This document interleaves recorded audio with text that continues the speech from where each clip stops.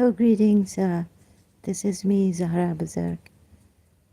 Just talk heart to heart, frank, candid.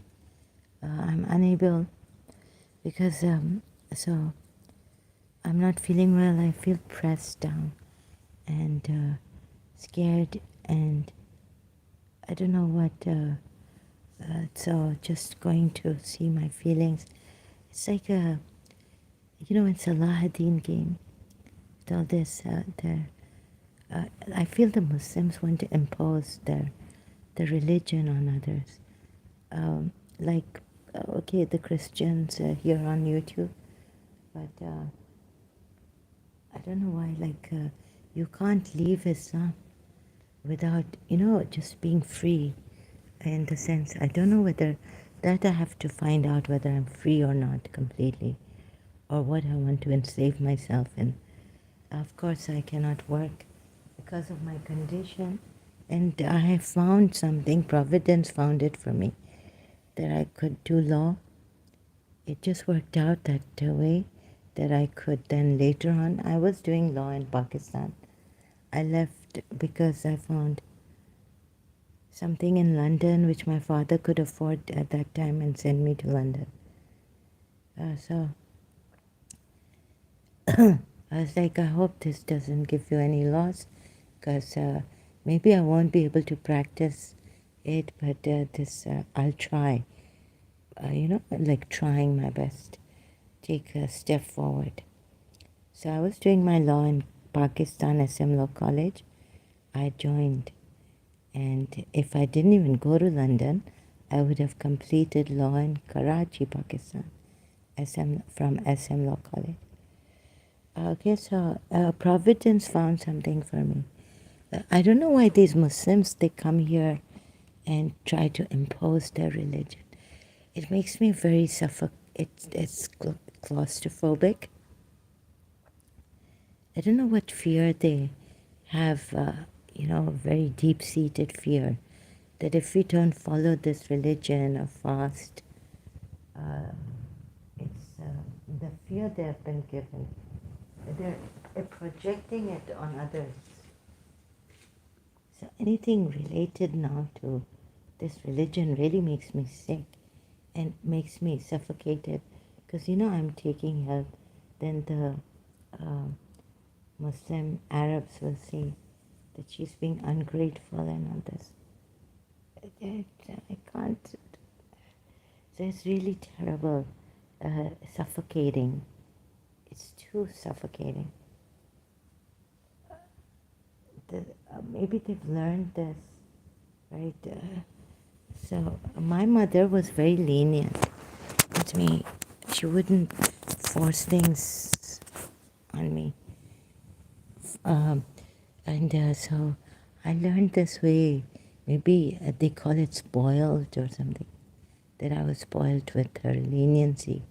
So, the Arabs, the Muslims, some of them are very strict. And the control factor is there underlying in, how do you say it? So they'll try to, like Salahuddin comes here with, like, join us for fasting. Now, why should I join? You don't join Christians for Christmas or anything, right? Why should I join you for fasting? You don't join. Christians don't come here saying, join us for Lent. If they did, I would just time them out or get angry at them. Things like that. I chose Dr. Deepak Chopra. Like, I liked his, I can't even now do his 21-day meditation challenge, but at least when I was reading the book, 7 Spiritual Laws of Success, I chose like to do this and to practice choiceless awareness, and then completely trust in, the one I can see that if he exists, God or something, a divine existence is there and what is there. So this is my search ongoing about truth. But I cannot have people imposing things on me.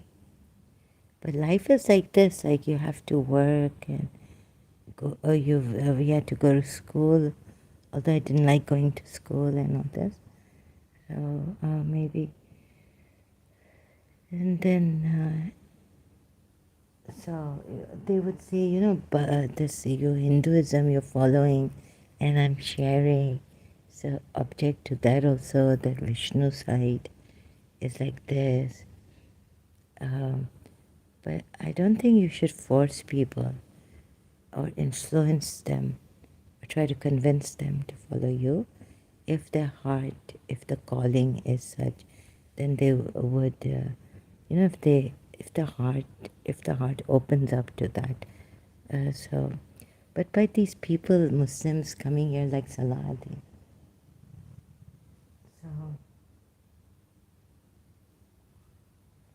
So this is the thing. Any video I see that reminds me a little bit of this Islam. It's like disgusting now. I've had enough. Sorry. And do I need to say sorry and all this? So the people are very judgmental and all. So I wanted to brush up on my manners, never lie and never, I felt, okay, abuse was out of my, when I met Miss Tissa, and I could come out of that environment where I was taught abuse, although my father, so anyways, I had the Miss Tissa teaching insight in me, put in me, so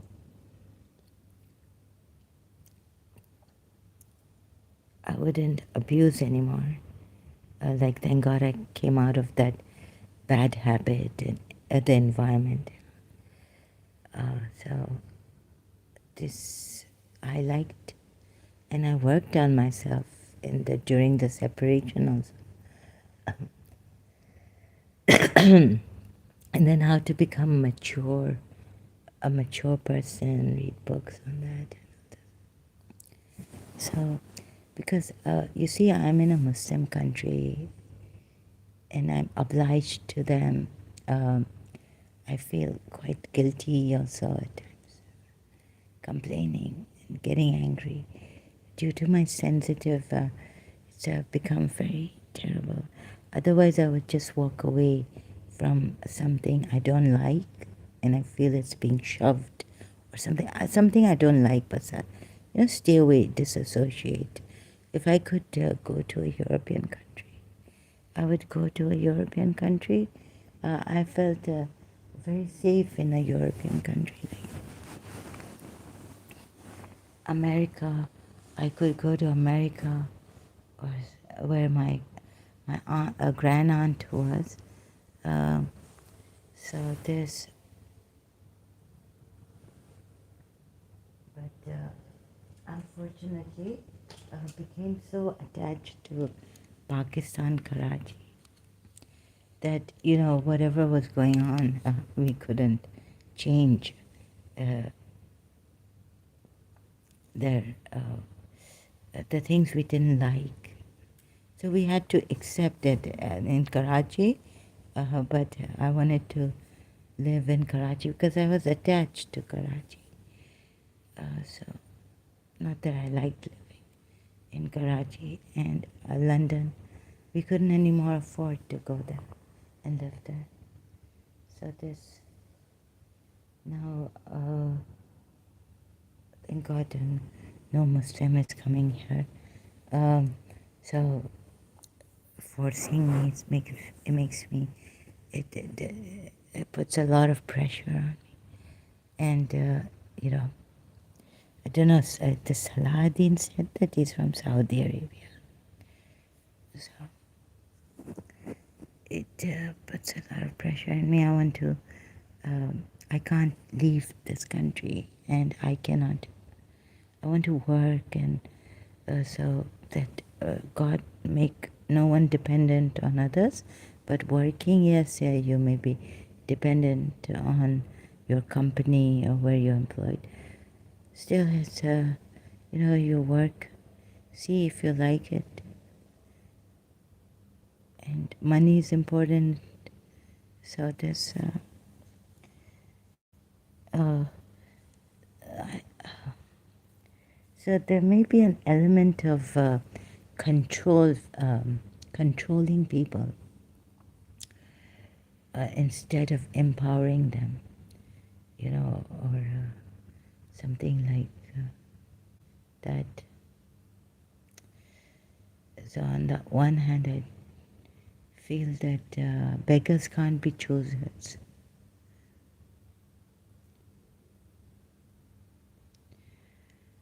So I was thinking my this sincere talk would turn into a superficial, artificial, because something is coming up wanting to make me feel like I'm bad. Things like that. It's coming up, and my tone might get,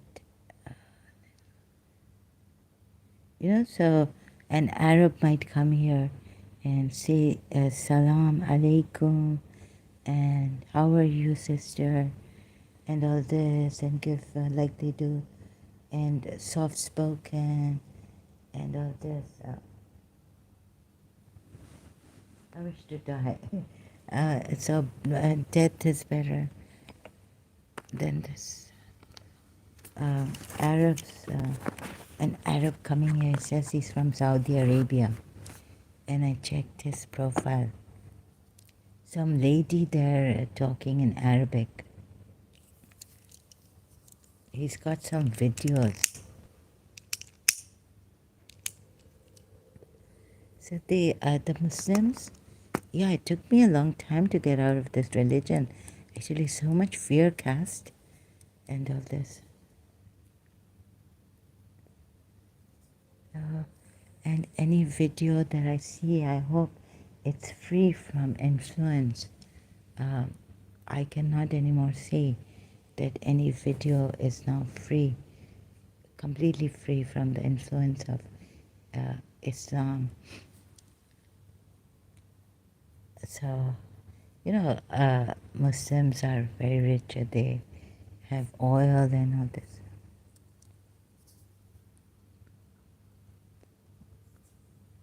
And we have to coexist, but the influence of the Muslim world, I think, is getting too much around the world again. So,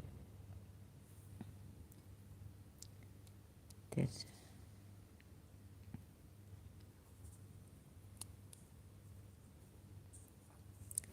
So that they have their fears. Whatever I say, it won't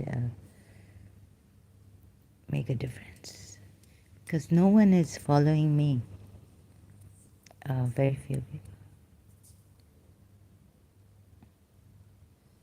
So, but I want to leave this country where I am and go to London. I miss London very much. So, even if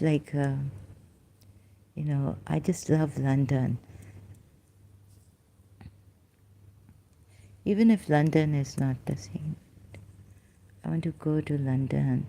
I don't like this place. I feel I can't go out here.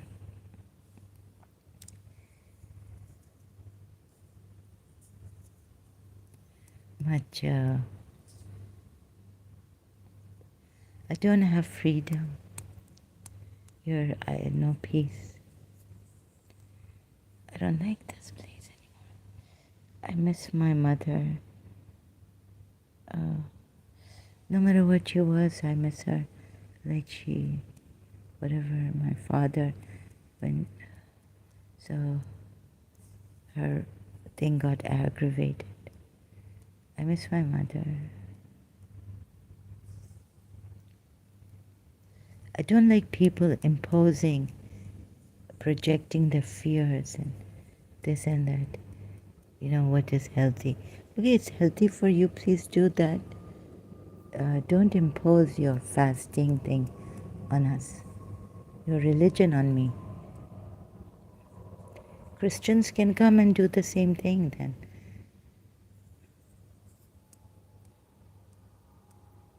Hindus can come and do the same thing.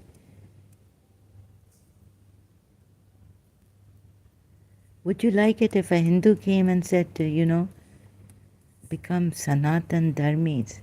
It's better for you. There's more freedom in that than in Islam. Would you like it? So do unto others what you would have others do unto you. Follow the golden rule that Jesus Christ said. Do unto others what you would have others do unto you. Now Christians feel they will be saved if they believe in Jesus Christ the Savior. Right? So however they may believe, they have their beliefs. And so there are Christians. God, so I'm just going on like this. I can't even talk properly, and there are people who can talk properly. I just can't, I don't have space. Sometimes I feel I'm occupying space here which is not mine. I feel a stranger in my father's country. And I want to leave, I want to go to London where my freedom is accepted and not infringed upon, and people won't come bothering me too much, like Muslims telling me to become, or in some way influencing me, or using their behavior, good, soft spoken, and praying, giving, this kind of tactics used.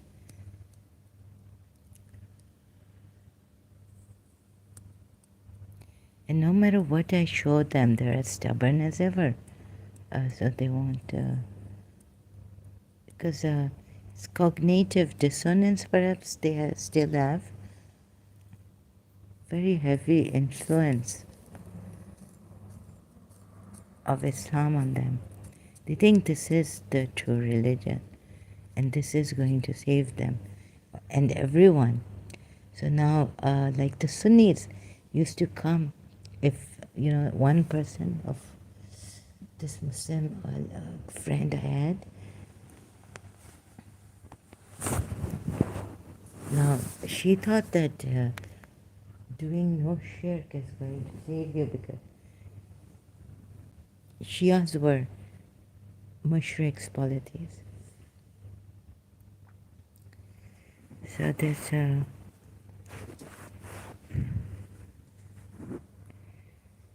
God, so if we are, but at least we have a choice. If we are not totally free, and I've been trying to do see Jiddu Krishnamurti, what he says. But yes, the world and the secular system wants you to work and all this. And so there are people who can take care. Also Christians. There was Dr. Fall in Karachi. Mother Teresa. So, I don't know, where should I go now? So this is really terrible. Look at the mistranslations. Nisaikum is not wives. You're not even sure your translators are, assuming, or they came to the conclusion that oh God, this is a mess. And you are really ruining the freedom, the thought of thought. You just out of fear that you will, or things like that. Like the book Quran. Forget Christianity for now, but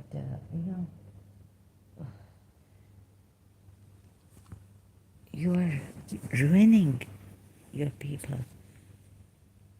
You're ruining the people.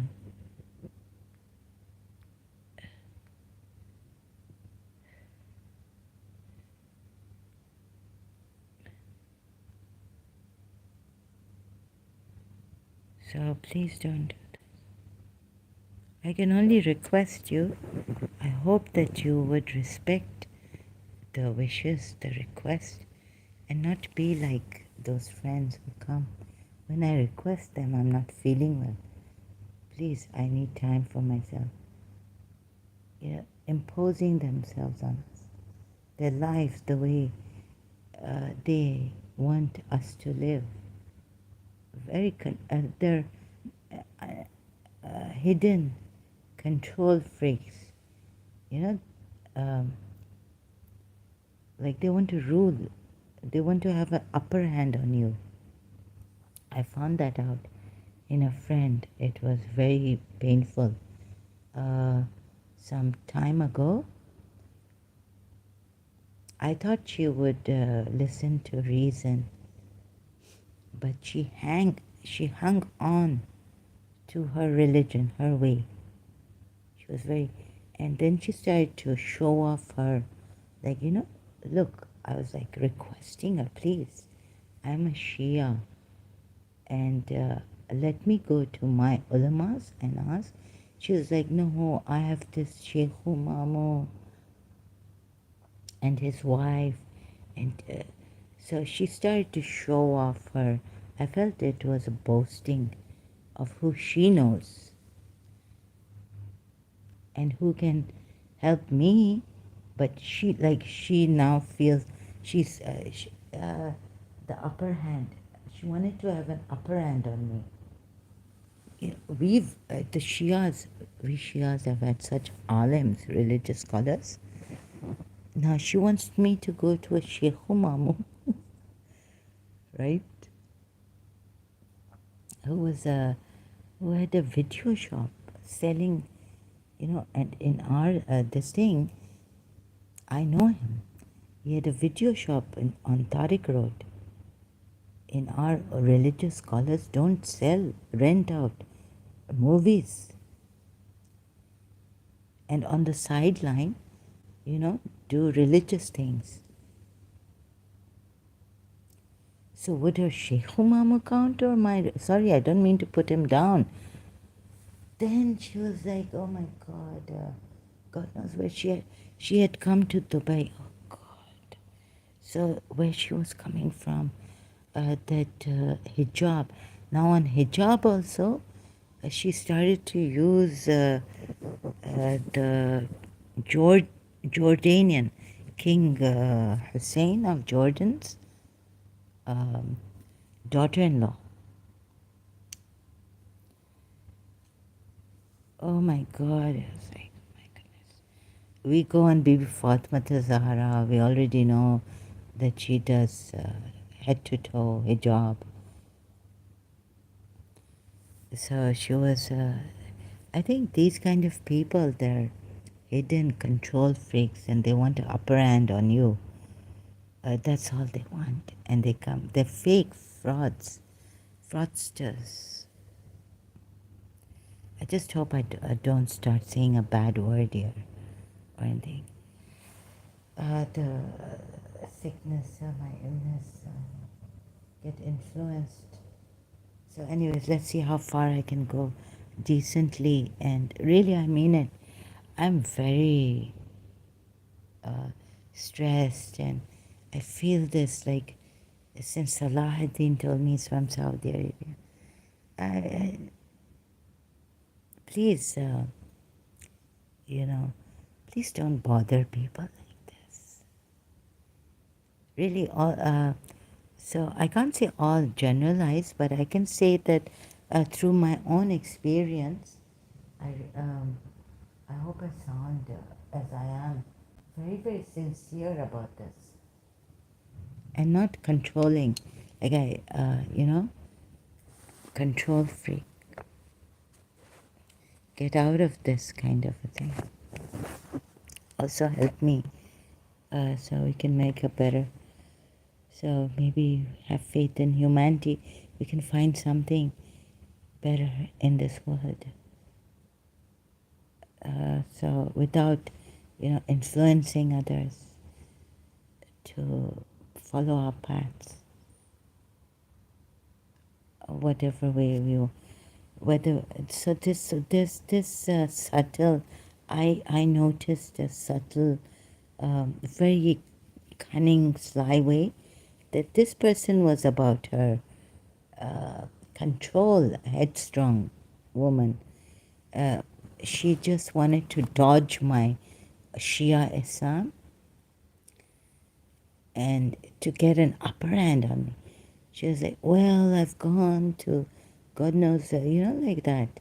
There's some people who don't listen to reason.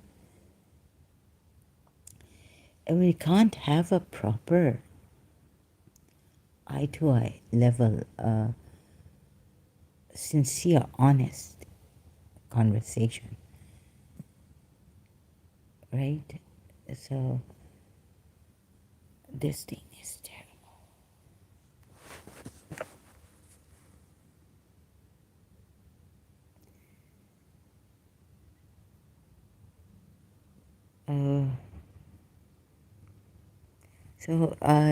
Now, okay, so the Jordanian princess was promoting Islam and speaking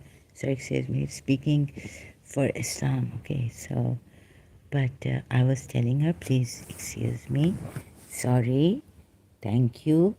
I have my religion. I've done my research on Sunni Shia.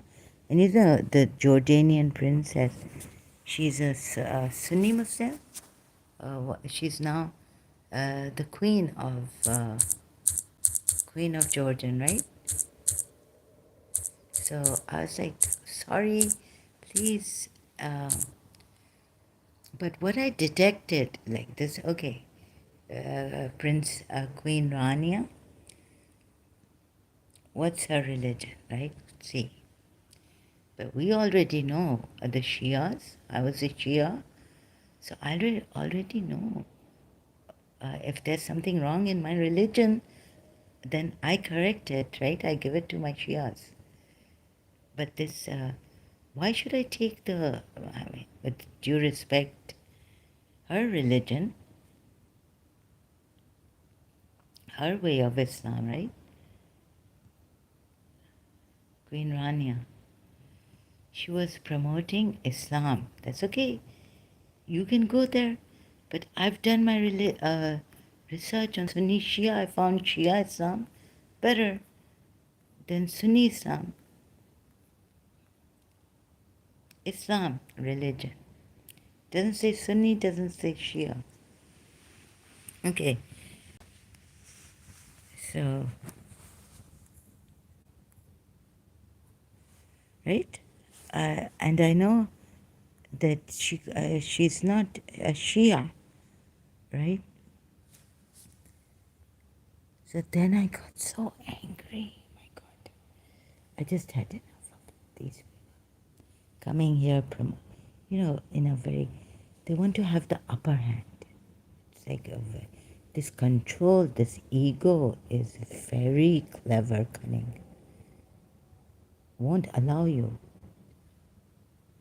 their way of life, what they think is right. Also that. Many things like this I found in her, like she was dominating, but in a, okay, one time, you won't believe it, when we were in St. Michael's School, she was telling me, okay, against me, like I'm strict with my sister, she's young, let her decide. Let your sister decide for herself what is good for her, Layla. And Layla, this, that, right? What is? Okay? And then later on, it's like, it was hidden. It's all talk nonsense, you know? You want to have the upper hand with people. Let me say this properly. So this I found hidden in this friend. She was headstrong. And if someone called me a stubborn person, and spoiled brat, things like that. But I never went into other people's lives, nosy, or you live like this, or you live like that. You have your religion, your Shia Sunni Islam.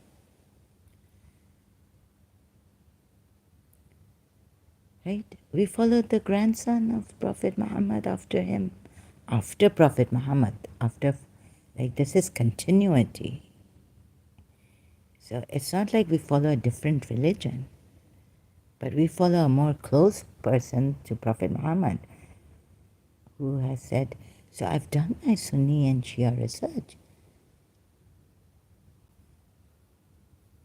And then, like, Salahuddin coming here saying, why do you take Fatima Zahra, most important Shia's stay, and not the other daughters?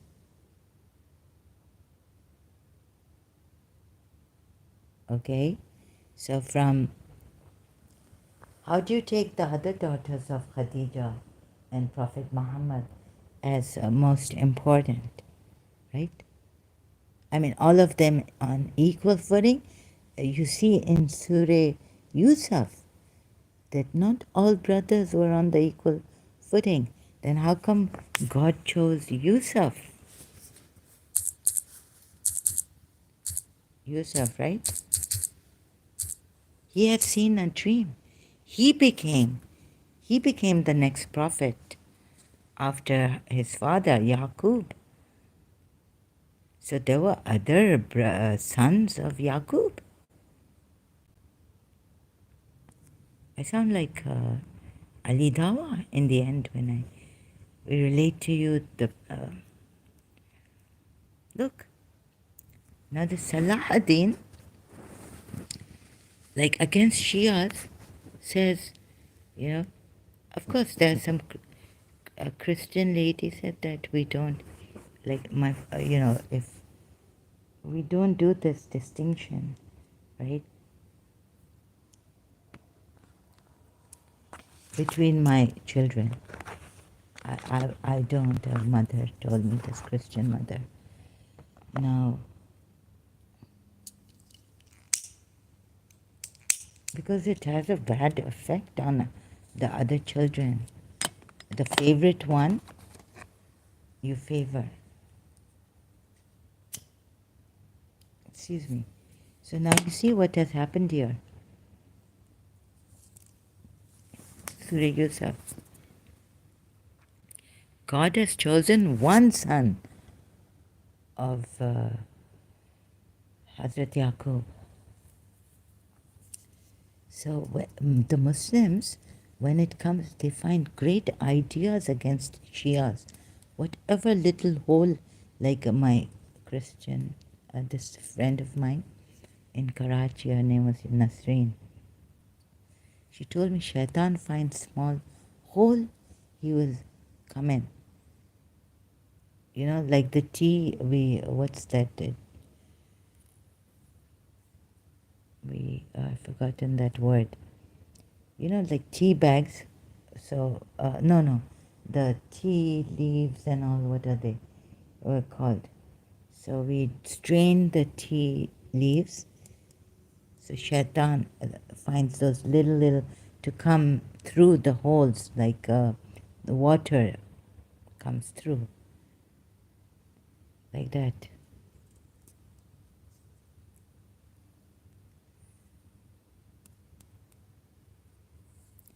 So why don't we take the Shias? Why don't they take these kind of things? You know, why don't they take? We take all. Like, do you take all the sons of Hazrat Yaqub as equal? You know what I mean? So the Sunni Muslims, when it comes to Shia criticizing Shias, they find something or the other.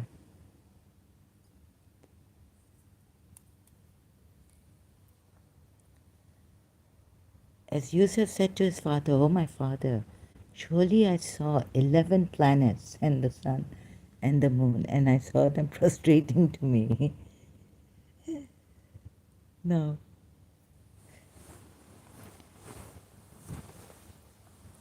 He said, "Oh, my son, do not relate your vision to your brothers, his sons,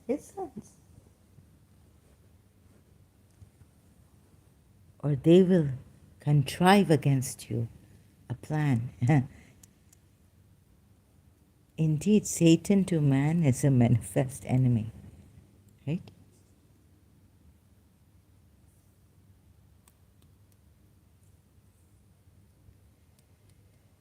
Now, even with Musa, you can see Harun is there, but Musa was chosen one.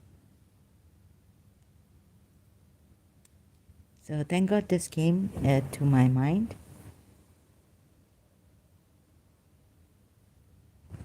That I could say answer to Salahuddin. He comes here, doesn't.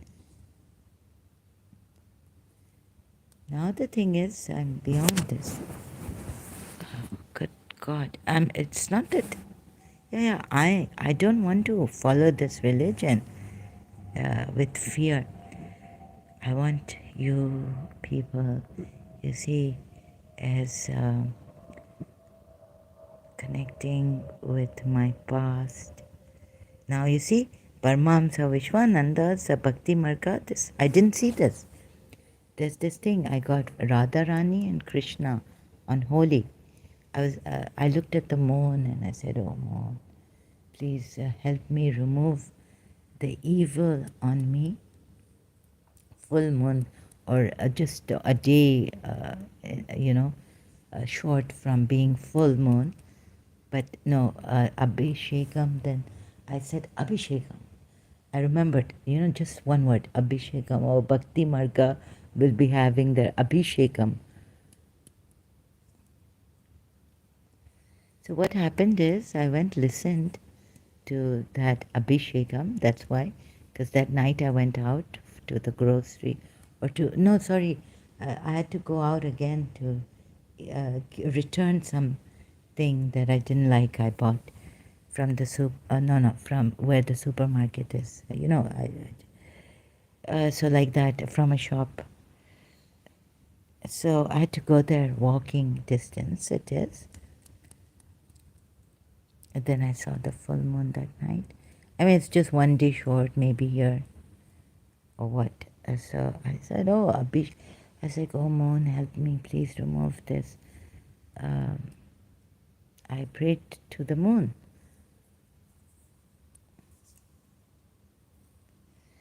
I was so tired. I was very tired.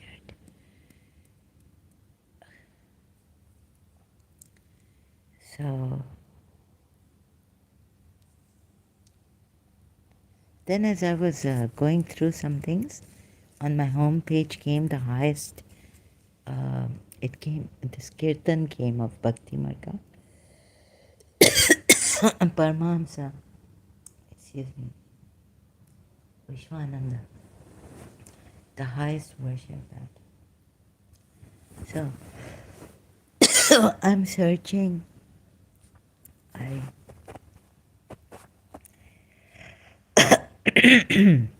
Excuse me, like searching, like how is this Radha? Because you see, mostly he says Radha's name a lot. He sings in this kirtan. I found on YouTube. I can just show you, not play anything, because I don't want any copyrights infringement here. Radhe. So it says, after having found, so the lady at the Abhishekam,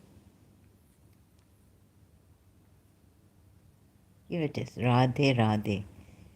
It says here, Bhajon, also in this, it says Radhe Shyam. It says the highest worship, right? And I've had I feel I have a connection. And I was, after the Abhishekam, that night full moon, then I didn't know Holi was so near that it passed me. It's passed, but the next day or something, 2 days after the Holi or something like that, I got these images. I was working on images, and just show you from my files what I got. I think I worked here, and I found, no, I didn't find them, I worked on them. Sorry, I feel like spellbound. Words are not coming properly to me. So I was like working on this, and I found this. There's a man's face here. Then I said, like, where's Radharani? If this is Krishna, then the Radharani is here. She's like a, doll, very baby face, angel face here. It's here. Something like the eyes, not the eyebrows. It's like a face came up. I was surprised because when I put light on it, some light, I was working on, the man's face is white. It looks like a Hindu god.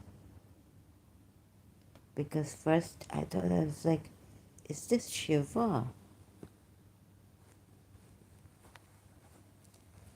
So first I got this. So is this Shiva? I was wondering, in the dark. Uh, then then I did something here on the side, and this came up at a face on the side. So still wondering, what's the highest? Why is this the highest worship? You see, there's a girl who came up here.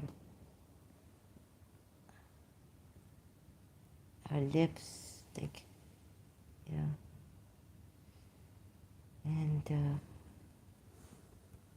so Bhakti Marga Abhishekam, in that there's that Krishna tells his Yashoda, his mother, that why is he dark?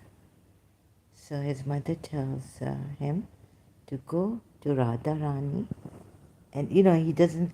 Yeah, he also says that I wonder if Radharani would like me because she's fair and I'm dark.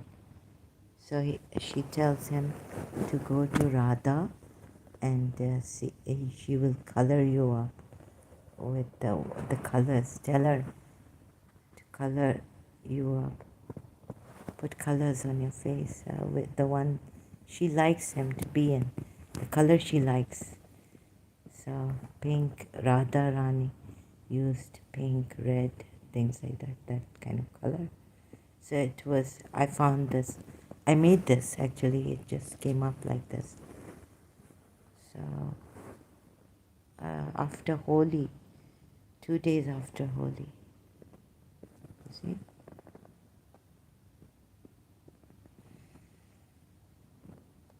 If you can see a man's face here, this is his hair.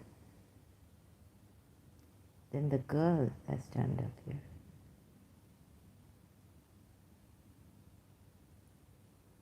So as I was asking, I was like trying to connect with Paramahamsa Vishwananda.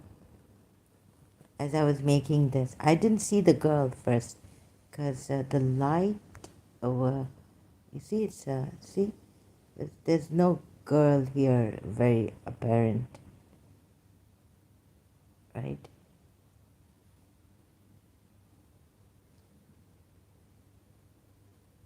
But then I was like, if this is Sham, Sri Krishna, who is this?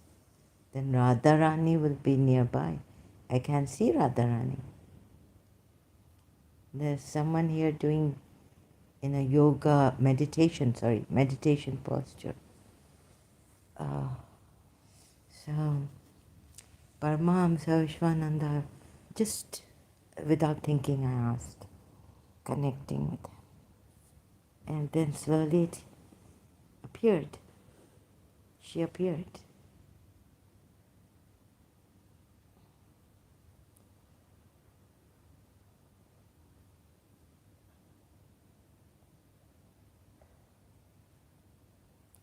So I'm getting these signs from God that I cannot ignore, right? So then I thought to save this, because I hadn't saved this, so it's between, but this is the first thing that came up. And from this, here on the side, then when I made it white, then I made this. It came up like this, right? And it looks similar to like the Hindu gods like Vishnu, or Krishna they draw or have idol face very close to like Vishnu, I thought, or even Shiva.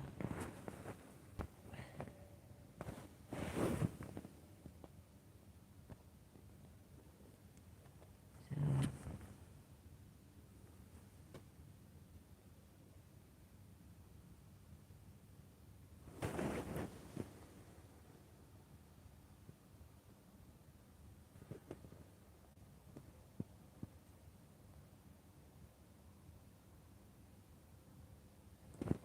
I don't know now why Bhakti Marga says that this is the highest Radharani and Sham is the highest here what I showed you, highest worship. Radhe, highest worship. Yeah, so the man looks like a Hindu god, like Paramahamsa Vishwananda. Yeah, here. Bhakti Marga topic channel, Radhe Radhe. It says the highest worship is this. So, I don't know. This Vishnu, this Shiva, this Brahma. This is the highest worship. So this is my thing to find out. And I've been asking. So any kind of, like the Muslims coming here.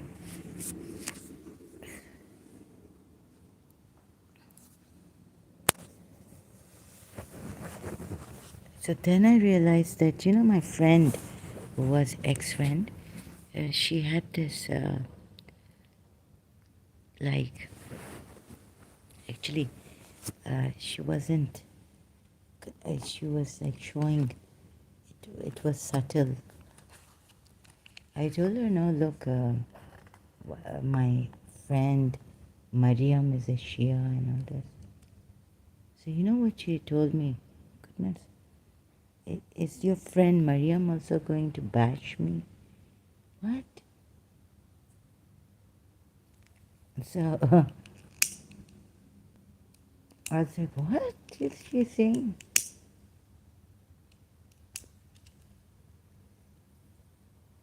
My Christian friend came.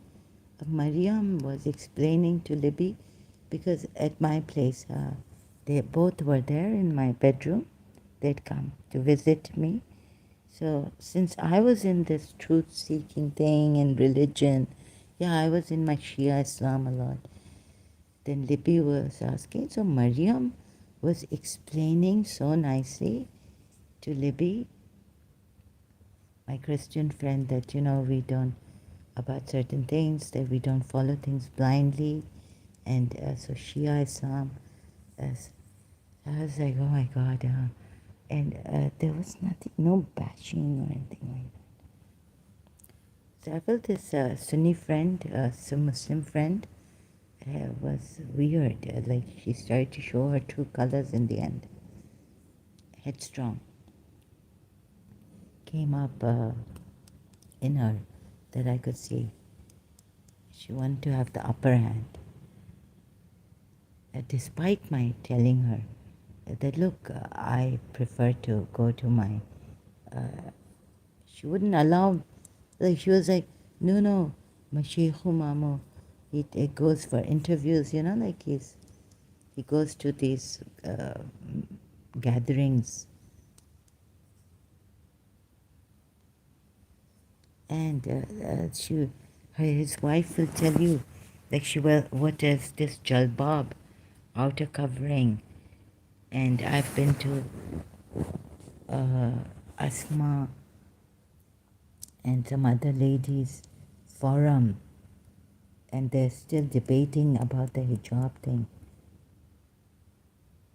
Although it doesn't say hijab in the Quran, and so yeah, it was. So she was. I felt from these exchanges of emails on the Facebook had come up, but not like a messenger. It's still it's now it's different messenger, but there we were emailing, just like messaging each other. She was in Dubai, so I've realized that I thought what I saw was that she is putting me down and trying to get the upper hand on me about this Islam. Oh my goodness, it was painful to see it and to accept that. Not humble person.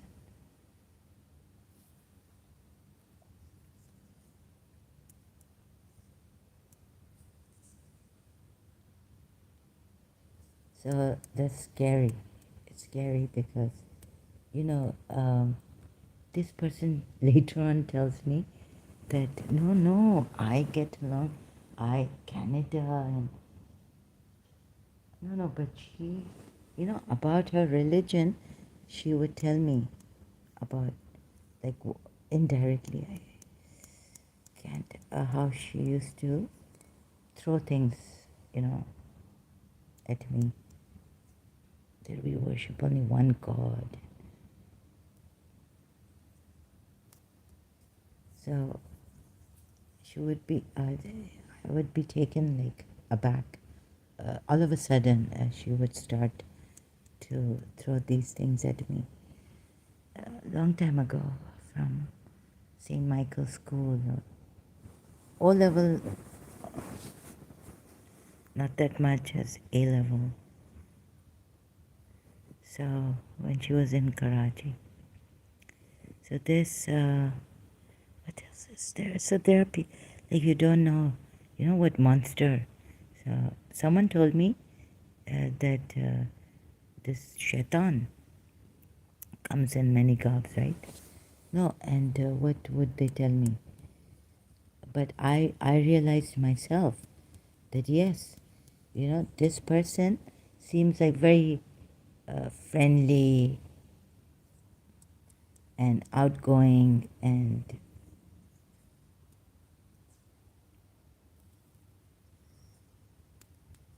all that, right? Like, yeah, she like she accepts as if I don't.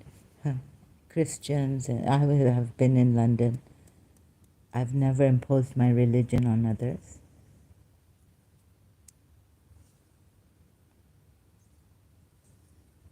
So if I had to talk to a Christian friend, I would say, may I talk to you about this religion?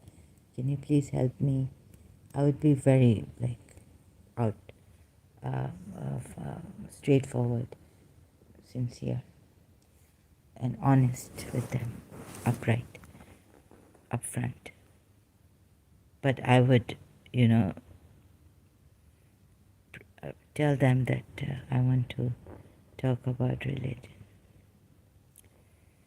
Truth seeker, this, that. So, not indirectly hinting at something like this.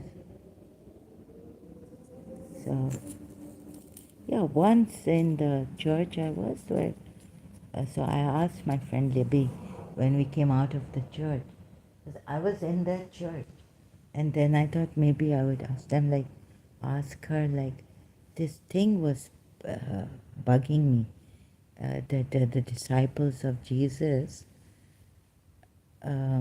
betrayed him for Easter. I chose, not that Libby or no one influenced me.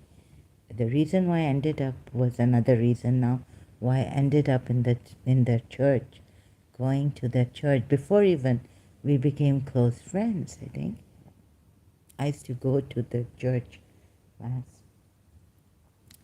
or something like this, or maybe someone another friend had a wedding there. Then I started to go to that church. So a reason why I ended up there. Anyways, then I became Libby's friend.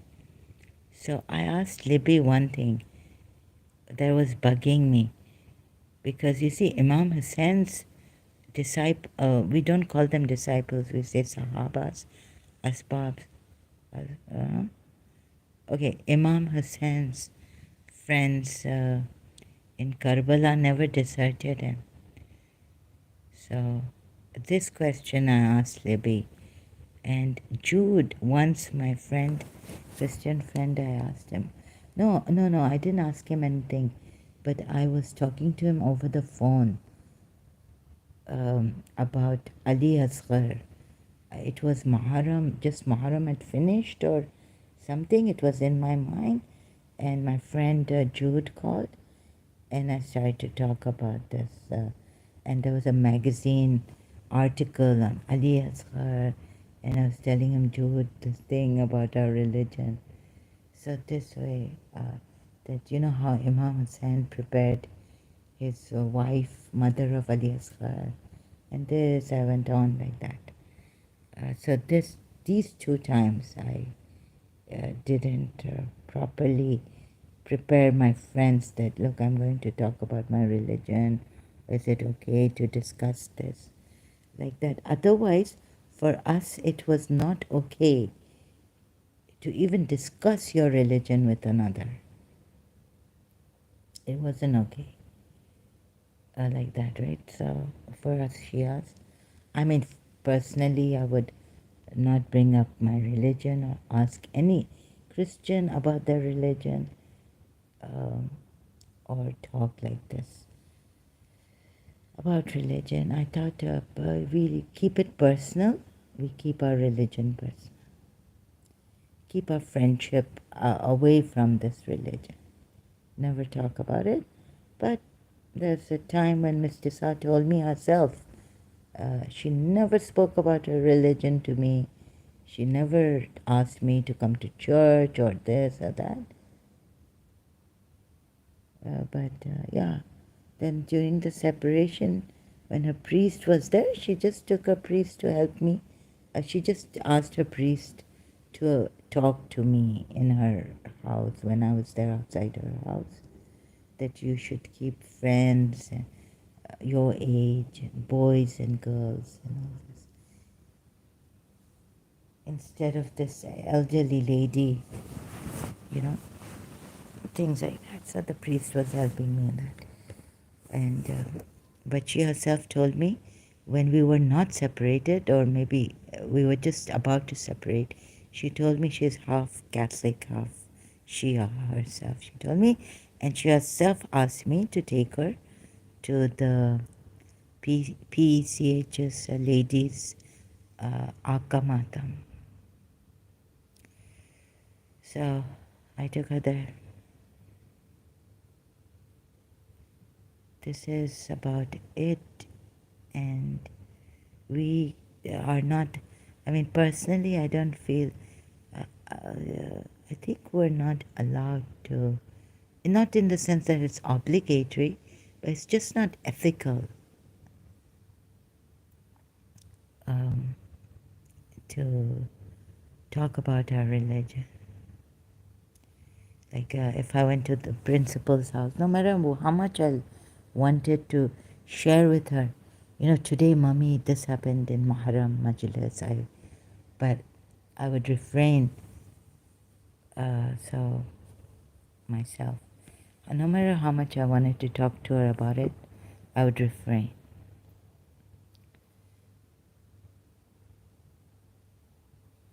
So this,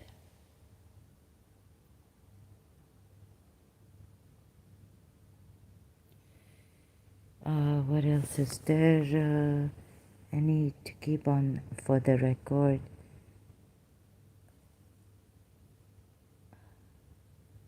So I'm getting this man's image again, tongue out, and a very vulgar thing is going on.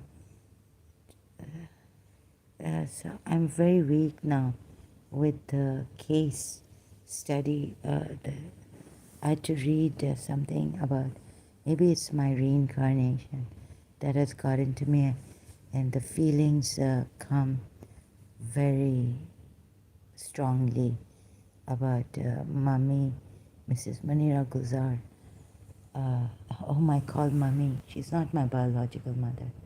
She was my principal of St. Joseph's. So it's too much on me. This man's, since this um, thing on, I feel the,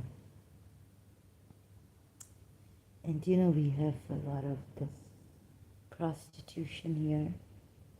And I feel someone could have, so since I had to come out, you know, the Pakistani Arabs also, whether they're using this, so I have to help myself. And I don't know who brought this case out, Fikri and Fikri case, to get me disturbed or what.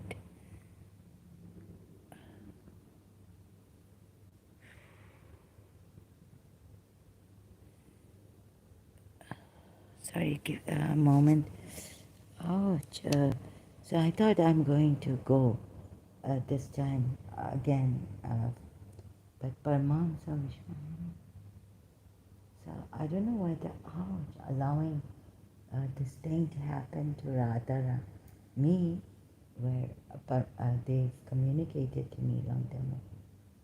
Signs have come that I'm Radharani, and it's too like throwing up now. Okay,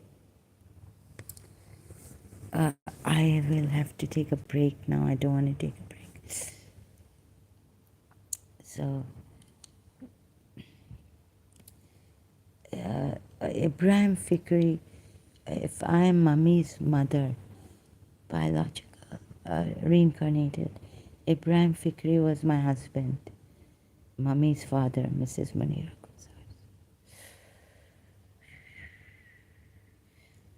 So I start to laugh, crack up. So what they did to this old man, 90-year-old,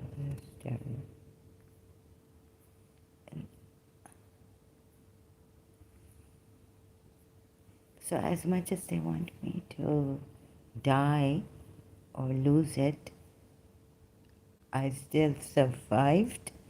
And the Ramadan thing, fasting, I found these verses to come.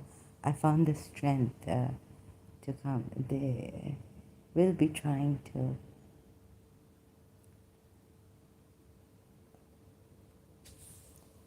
but I can also use it for my advantage. So this case would help me see what actually happened or what, and then I can see if both sides are wrong in this case. So it's very painful for me because the principal told me that her father was not uh, senile. Here now back to this case. Was it downloads?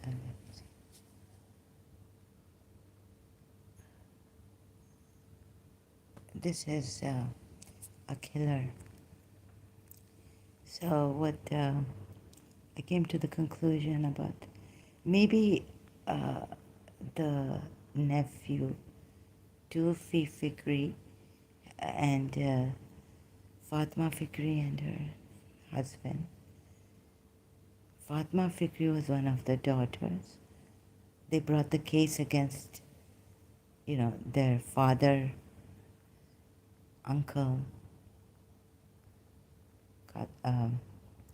grandfather, things like that. This, I think, after having thought about this, also I need to mention that the plaintiff number one brought this case out because I think they wanted the other side, other family, that the father should give this property as a gift. So but both parties. So that's why they brought this case, and so both parties are at fault. I was saying on Facebook live stream that what was I saying? Ouch! Oh, so I was saying, first of all, I hadn't even read the case properly, fully. I was just looking at this. Some of the things here, half can't speak properly. This.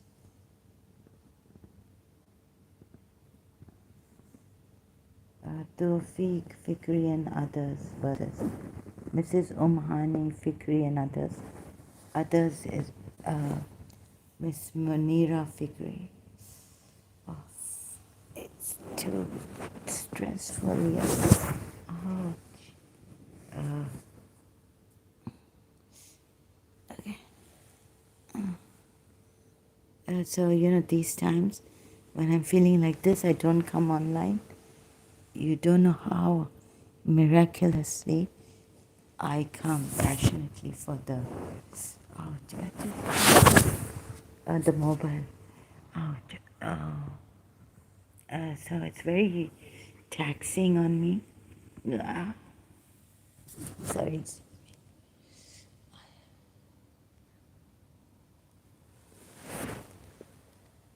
Yeah, they're giving me this. I just looked on the right side, like, what is this? I can't even look. They give me that look, eyebrows up and back. So, okay, so I survived this. Can you believe it?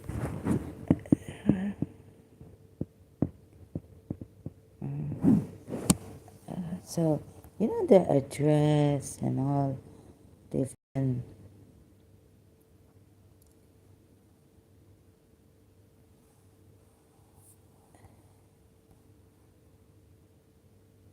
I don't know who has brought this out.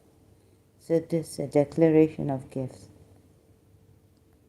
Maybe since the father was now getting old, so the father wanted to give the gifts. So Tawfiq felt that they're using the grandfather, the other aunts of his, the grandfather's daughters, right? Using him. So because if this gift, if it's not used as a gift to his daughters, then this would go perhaps to the deceased, the son's, this deceased son's son. So that's why Tawfiq had to, the other side had to bring this case. So both of them, grandchildren, both of them are wrong in this. Maybe, I don't know,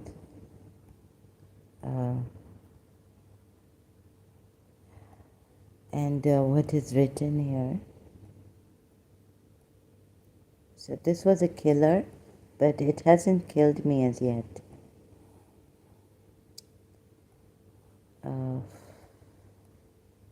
should, I think this father is paranoid. Oh God, should be administered by his children as the said father has become too old to. So this father, because you see, life is Pakistan and India, Pakistan, no value for life, and men are very bad. So this father had worked and so had always he would bring cloth material, give it to his daughters, seam for all, and he did a lot for his daughters. And the father would want that his daughters after his death are safe because he's rich, thank God, he's worked. Why not secure them financially? You see, my father didn't secure his children financially. Today I'm financially dependent still.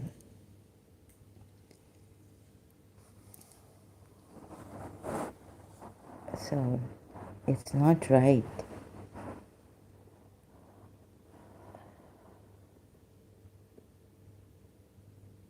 In many ways, it's not right. Especially a Muslim country. When you are an ex-Muslim, it's not right. And then people can do all sorts of things when the family. So, in the present case, the plaintiffs have not exclusively pleaded that the defendant number 14 was of unsound mind, but have claimed other reliefs also. Yeah, it would have, all this property would have gone to his deceased sons. I don't know, mostly. Not all, sorry, but most of the, sorry, I'm under stress. Most of the property would have gone to the deceased son's son, according to the Islamic law. So they tried to get some things for the daughter. The daughters tried to get this as an impugned gift, and that a challenge, if it is an undisputed fact. What are they? Like they haven't, in the present case, the plaintiffs have not exclusively pleaded that the defendant number 14 was of unsound, but they have pleaded that he was of unsound mind, but have claimed other reliefs also. So this means they pleaded that the defendant number 14, Ibrahim Fikri, was of unsound mind and have claimed other reliefs also. It is an undisputed fact that a challenge to the impugned gift is made on the ground that the private defendants are in collusion with each other for getting the subject properties transferred or gifted. That's why the case came. Through manipulation. This court, having extraordinary original civil jurisdiction, can decide all the controversies involved. So both are wrong. And even the Islamic law is not right. So the father should have, long time ago when he was not that old, done something about his properties. Gifted to the widows now are his daughters, and the unmarried daughters, single daughters. So I think due to this impugned gift, Tawfiq Fikri, if I may correct myself, and others could have, had to take a court action, because mostly it would go to the deceased sons. So my principal, Mrs. Munira Gulzar, this is her, Miss Munira Fikri, the defendant number 2.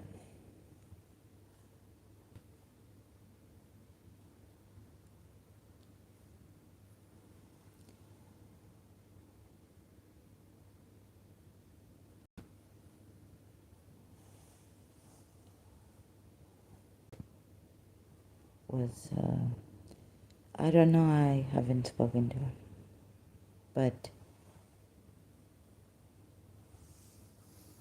Islamically it goes to Tawfiq, most of it. And this is like the father's property, and it is supposed to go to, shouldn't it go to the daughters? But Islamic law intervene, it's like Islamic law is applied here. And so it goes to these, the deceased sons, his grandchildren, this part, the sons, not the, shouldn't go, should this go to the daughters' sons? So before I was like, Tawfiq brought them and others, this poor old elderly man, to court. In response, he argued that it is an undisputed fact that plaintiff, stock exchange, this plaintiff. Court says, now this is the Supreme Court, or at the first instant, I can't read.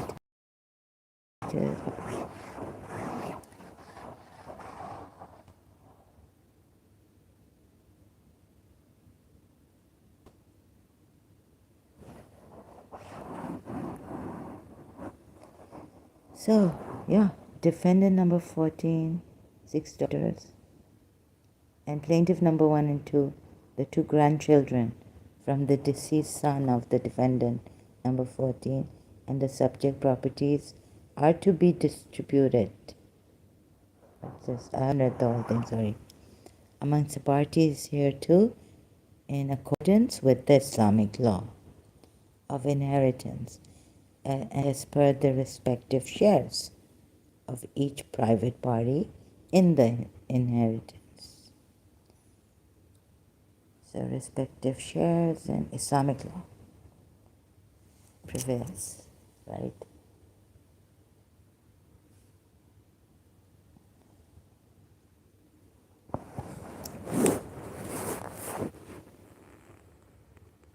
Now these 2 parties should have,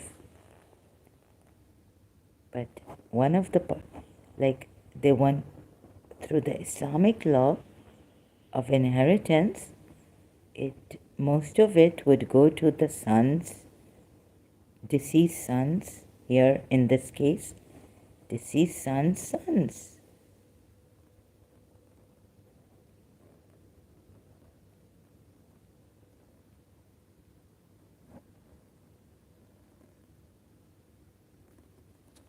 Oh, so they had said that this impugned gift, Miss Fikri, Munira Fikri, and Doni defendants, or any other person claiming through them, is void ab initio, having no legal effect.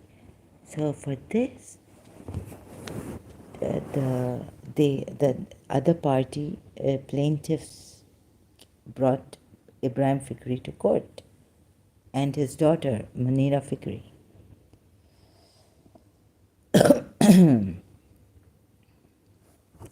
Because of this impugned gift and the shares.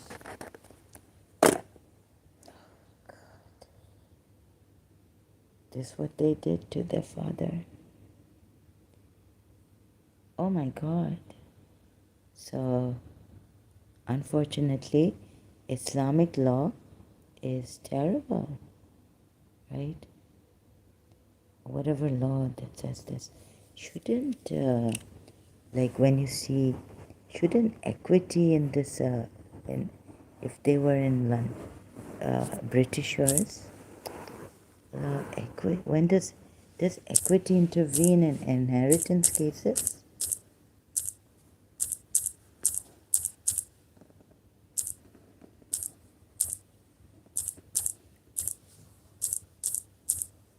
Yeah, I think so.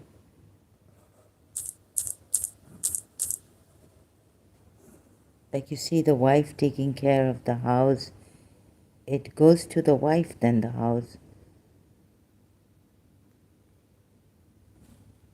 Oops, sorry, in common law building.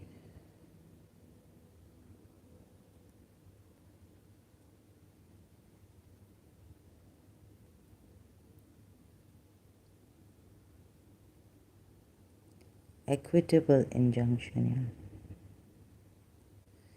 yeah. Equity should intervene, but here we have Islamic law intervening. That's this. So that's very, very bad. Yeah, trust and fiduciary duty. Is this again enforced by Johnson? Equity should intervene. And if equity had intervened, Sharia law is not good. I think equity should intervene. And so the wife gets the house because she lived in that house, or, and under divorce cases and inheritance or something. That's divorce cases, yeah.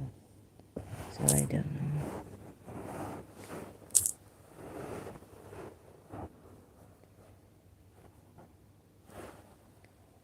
Equity. Equity intervenes when common law fails.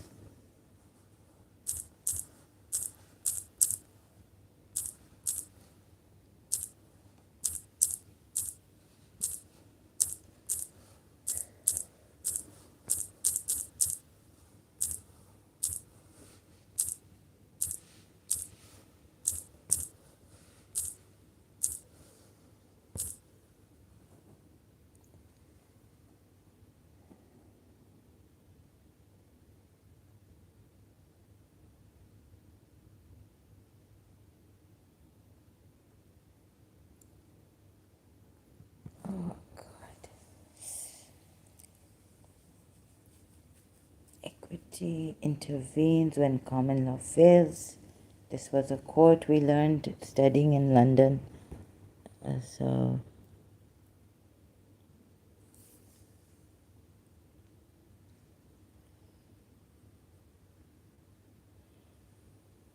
inheritance case. Islamic, due to Islamic, Oh, so that's terrible. What has happened to this Fikri family?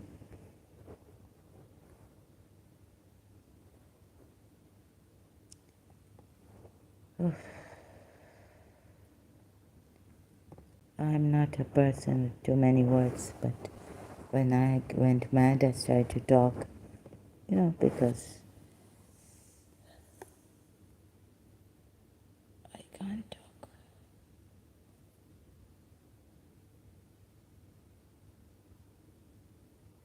They've got me here, my God. Sorry, I'm not I don't know, like I feel,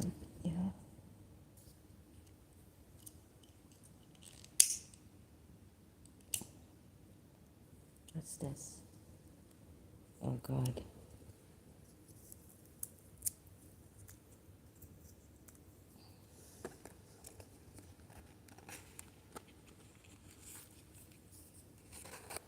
Someone they sent on my ex, why did they send this person? I got really scared. It must be a sheikh or someone, I don't know.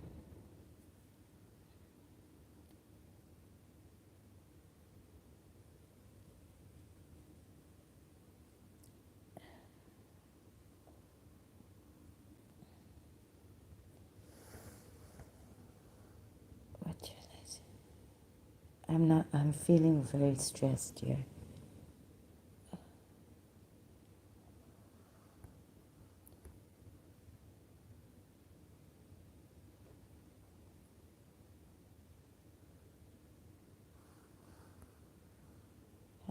Human rights.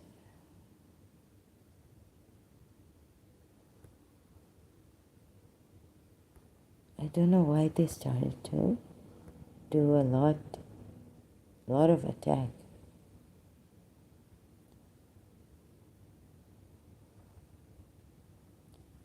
I don't have a life, like I can't. So I've been asking the Fikri, Mrs. Munira Gulzar, to help. Please reach out.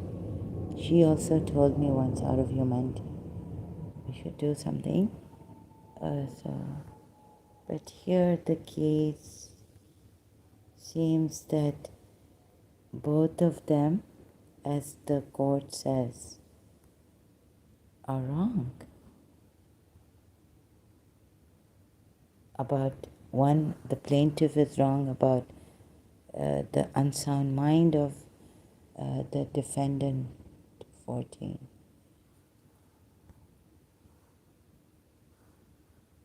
Where is it?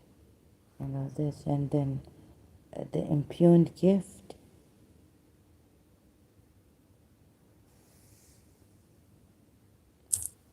Oh God, I keep forgetting.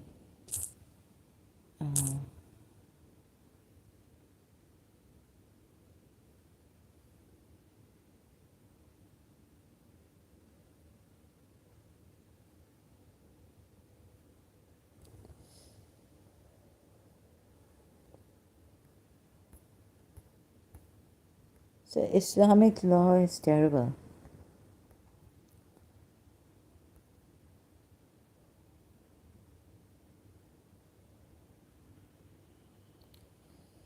Yeah, so issues number 7 and 11.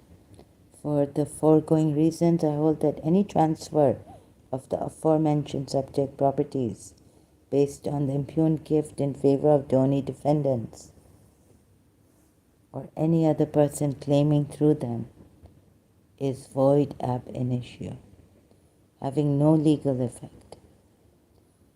Accordingly, suit of the plaintiffs is decreed only to the extent of prayer clauses 1, 3, and 4, but on the terms mentioned herein above. Parties to bear their own costs. So this is now finished. This case is closed, right?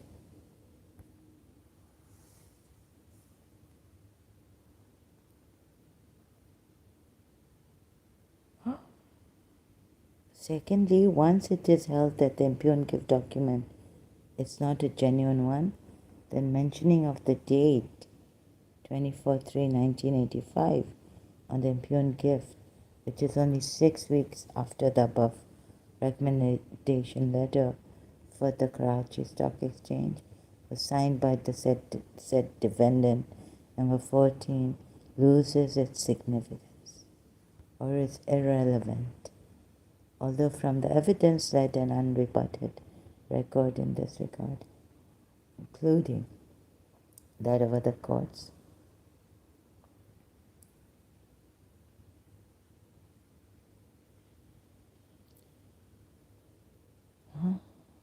plaintiffs produced by the defendants. It has not been proved by plaintiffs that the late Ibrahim Fikri, defendant number 14, was of unsound mind since 1982. But what is relevant here is that the present case is to be examined in the light of the finding of the Honorable Supreme Court of Pakistan in the aforereferred Khalik Aja about the citation of a case that beneficiary of gift is to prove number one, voluntary execution of gift, and number two, which is a result of conscious application of mind of donor and not under influence or fraud played with it.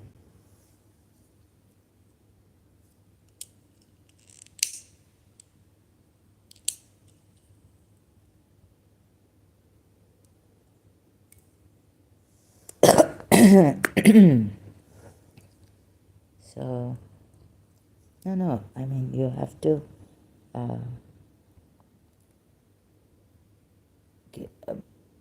oh my goodness. So this poor Ibrahim Fikri,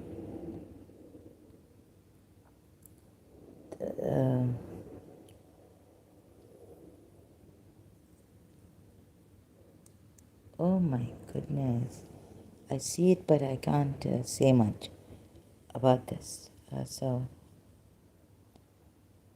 foregoing reasons, I hold that any transfer of aforementioned subject properties based on the impugned gift in favor of donee defendants or any other person claiming through them, very good, is void and ab initio, having no legal effect.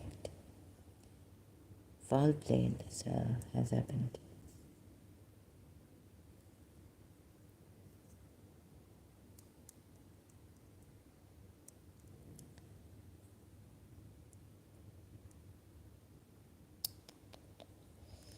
This is so sad. Oh, 95. So Miss Munira Gulzar was involved in this. Foul play. Impugned gift. Oh, goodness. And what they've done is they made the other party bring the case against them. But why would you put the defendant number 14 as a mad? So the plaintiff's thing is also frivolous. Oh, Miss Munira Gulzar was also after her father's money, it seems, or not. I don't know, I can't say. But so, examined was found deficient in attention, memory, higher cognitive functions. So, this is extremely sad. Really, if this was my father, I would not want anything. I'd just let that horrible Islamic law take its effect.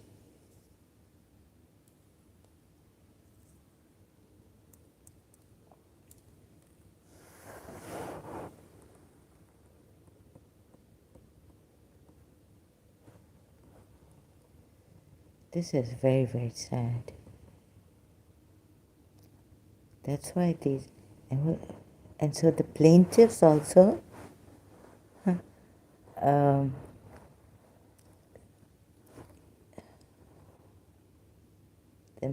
could not challenge, then plaintiff number 1 could not challenge the physical and mental infirmity and incapacity of defendant number 14 in such a manner.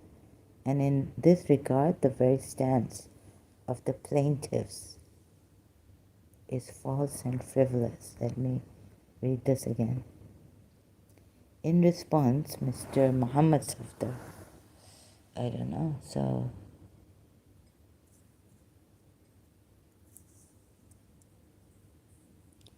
has argued. Ajay, he argued. Let's see what the court says. Judgment. What's the judgment against this?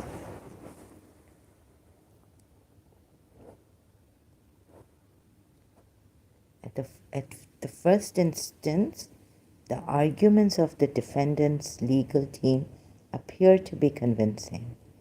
though the plaintiff number one in its cross-examination has stated that the aforesaid recommendation letter for Karachi Stock Exchange was signed earlier.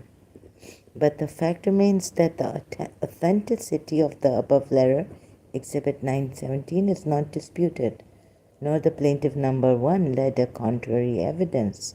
But here the deciding factor to hold the impugned gift document as invalid or spurious one is not solely depending on the mental soundness of the donor, defendant number 14, but mainly on the evidence which has been discussed.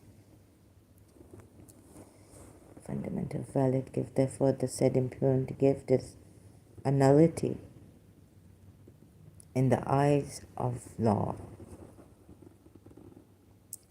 Secondly, once it is held that the impugned gift document is not a genuine one,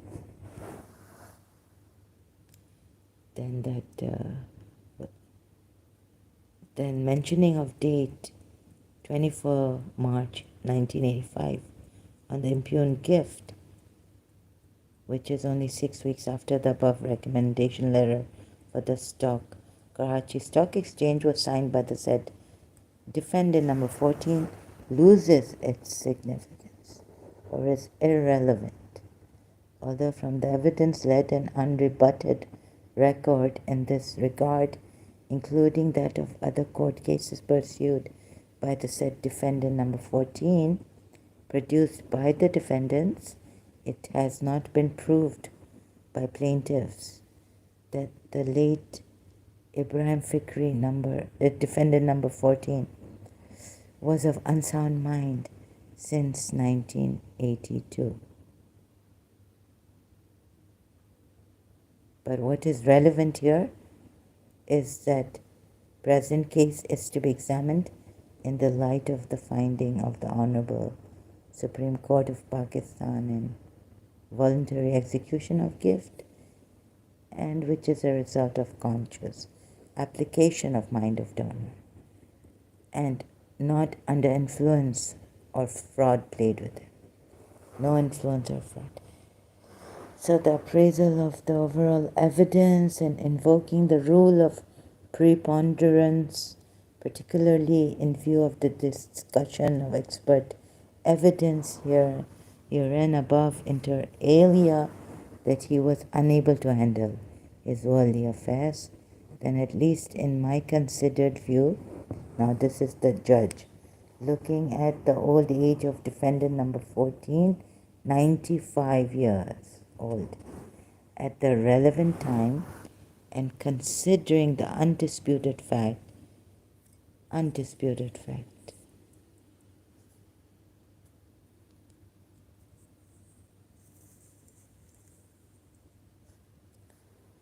that he was living with the defendants in the same house, even the factor of undue influence in this case cannot be overruled.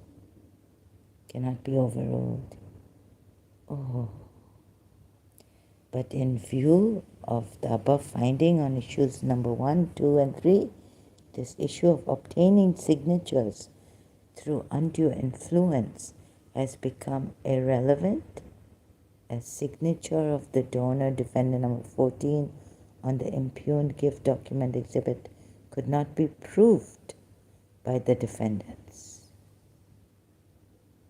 Consequently, I answered the issues number 4 and 5 accordingly, whereas the logical finding of the issue number 6 is also an affirmative that the subject properties have devolved upon the legal heirs of defendant number 14.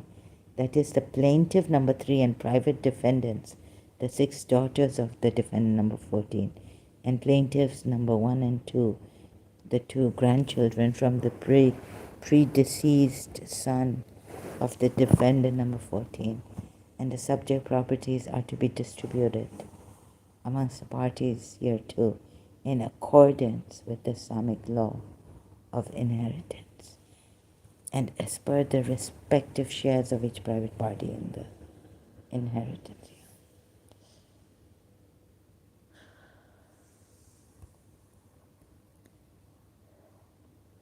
For the foregoing reasons, I hold that any transfer of the aforementioned subject properties based on the impugned gift in favor of donee defendants or any other is void.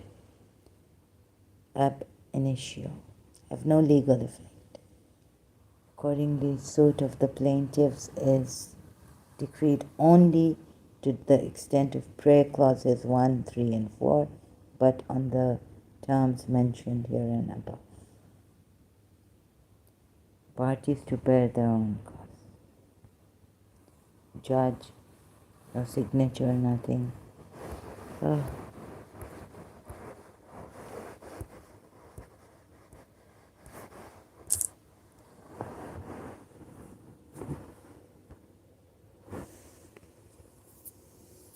Sorry. This case is closed, I think.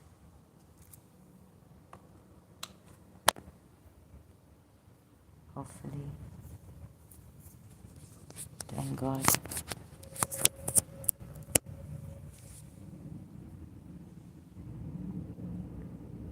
So,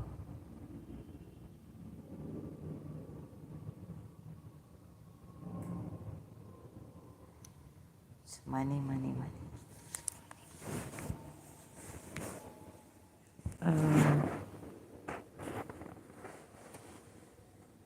So I don't know what to say now. Okay, I need to take a break. Thank you.